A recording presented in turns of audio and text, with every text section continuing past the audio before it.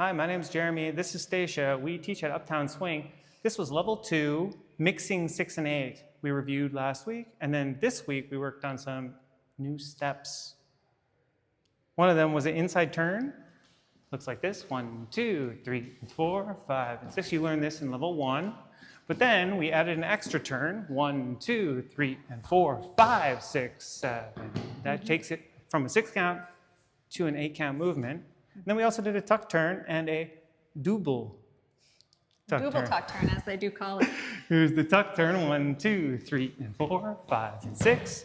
And then we said you kind of got to get back into closed position, but then you can also do this: 5, 6, 7, 8. So that turn, second turn, happens on count 6. So it was great to have you in class. For the follows, I just want to say a couple things, which is I'm, in this case, always going to aim for the slower movement. I'm going to aim for the 6 count footwork, the step, step, triple step, triple step, and I'm going to see if my leader compels me to move more quickly or rotate more quickly. So that's your cheat code for this. You don't have to guess. I want you to go for a slower rotation, and leads are going to work on getting better at rotating us more quickly. The power of the lead compels you.